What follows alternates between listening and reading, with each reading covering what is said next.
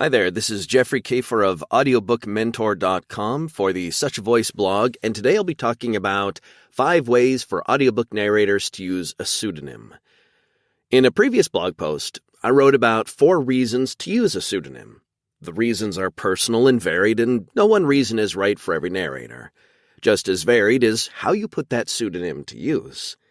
Note that there are positives and negatives to each approach, so let's dive in. A repeated word of caution. A pseudonym offers only a modicum of privacy. Always choose a pseudonym with the assumption that you will eventually be outed. Number 1. The most common way that narrators use a pseudonym is to do the controversial titles, for example, erotica, political, off-brand, etc., under the pseudonym, and the non-controversial titles under their real name. This creates a dilemma. For the actor who is actively pursuing a career in both the controversial sector and the non-controversial sector, this requires the narrator to build the careers of different narrators, both their real name and that of the pseudonym. They will each need their own marketing efforts, social media profiles, websites, etc. And if they go to an audiobook conference, who do they go as? Number 2. The dumpster pseudonym is what I call the method of using a pseudonym to simply toss controversial books into that the narrator has zero interest in being associated with. They are not trying to build the career of the pseudonym or get that narrator more work. It's a dumpster to toss the trash in. They don't market, sell, or have social media presences as that narrator. It's the Allin Smithy of the audiobook world. Sidebar, Allin Smithy is a pseudonym that Hollywood directors use when they don't want to be associated with the film they directed anymore. The downside of this approach is that a newer narrator trying to build their portfolio essentially has nothing to show for the work. They don't use it to help their careers. It's literally and figuratively in the trash.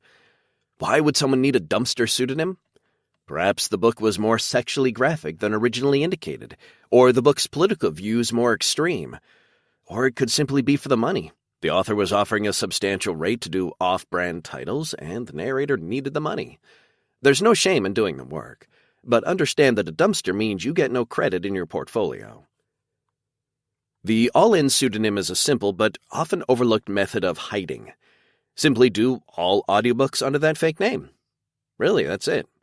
Mainstream, erotica, political, all done under a fake name.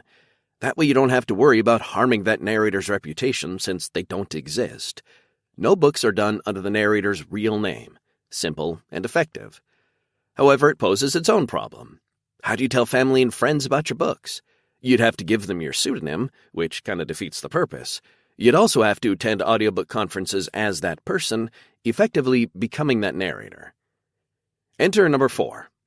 Number 4. The reverse pseudonym is a solution for the all-in problem. The narrator does all books under the pseudonym except for the really high-profile titles that they want friends and family to know about. That way they can show off some great titles without giving away their pseudonym and avoid getting the look at the next Thanksgiving dinner. But, of course, there's a drawback. Namely, they will only have a few titles under their belt, so anyone looking for their real name will see a rather underwhelming portfolio. Number 5.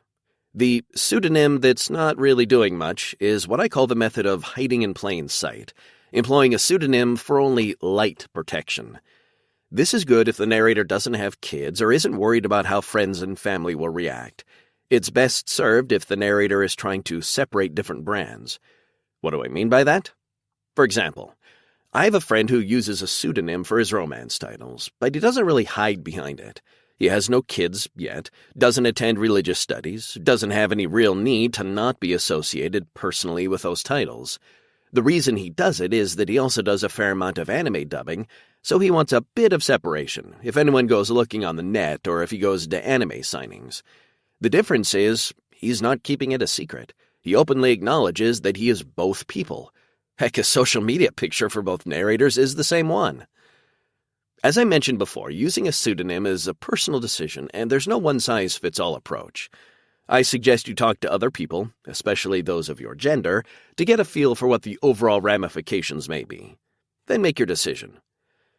So go forth and speak words. Know that you've made the right choice for you, your family, and your professional career.